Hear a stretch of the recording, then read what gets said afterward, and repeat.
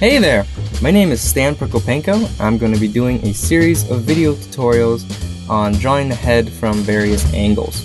Hopefully there will be some interest and I can continue making more of these for you guys. In this first video, I'm going to attempt to summarize and simplify Andrew Loomis's approach to drawing the head. Here we go. If we remove the ear, lips, eyes, and nose from the head, we're left with two simple masses. The first is a ball for the cranium, and the second is a boxy shape for the jaw. The cranium is spherical, but with the sides flattened, so chopping off a slice from both sides of that ball gets us a simplified but close representation of the cranial mass. When drawing the head, I'll start with the circle for the ball. And after a few failed attempts, rip out your hair, take a deep breath, and try again.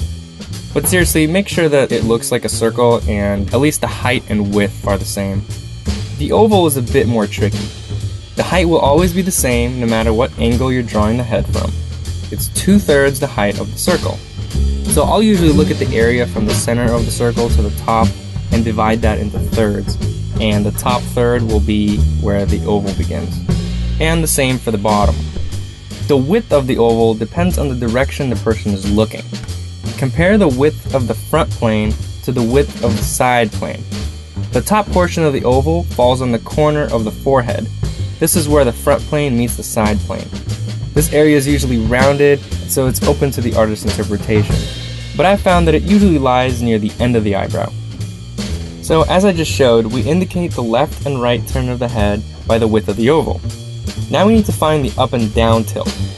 This is indicated by an angle along the side plane. If the head is tilted up, the angle will point up, and if the head is tilted down, the angle will point down. The degree of the tilt will determine how steep to make this line. I like to use the angle from the ear to the brow. From there, I'll continue that line over to the front plane, and since this line represents the brow, pay attention to the angle from one brow to the other. Then draw a curve parallel to the first one, this time starting from the bottom of the oval. This represents the bottom of the nose. Drawing the same line again from the top of the oval would bring you to the hairline. Now, since the face can be broken down into nearly perfect thirds, from chin to nose to brow to hair, we can use the measurements we already found to find the length down to the chin.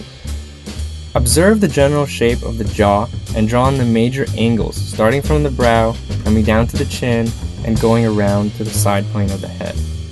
It's usually about halfway into the oval, or a little bit further back. We've already found the side plane of the cranium.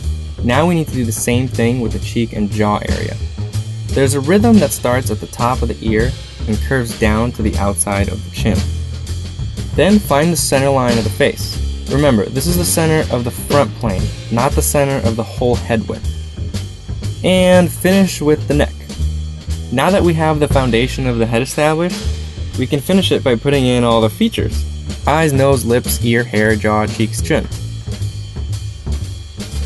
Don't worry, I'll explain this step in more detail in another video. Each feature deserves its own tutorial. This approach is really good to establish the perspective of the head. A good exercise is to try to think about the head as a simple, elongated box. The angles on the front plane of the face, such as hairline, brow line, nostrils, lips, and chin, will be the same as the angles on the front plane of the box. The angle from the brow line to the ear is the same as the angle on the side plane of the box. These angles are really important because they establish the head as a three-dimensional form in space. Let's go through that one more time. Start with a circle for the cranium, oval for the side plane of the head, angle to show the person is looking up or down, draw an identical curve to find the nose, and double that distance to find the chin. Attach the jaw and you have a three-dimensional representation of the head, ready for the features. At first, this approach might seem a bit technical with a lot of important details to remember, but once you get the hang of it, it actually becomes really easy. So get that sketchbook out and practice this 100 times with various angles. Did you like this video? Your friends might too. Please help me out and share on your favorite social network. And don't forget to subscribe to my newsletter on proko.com.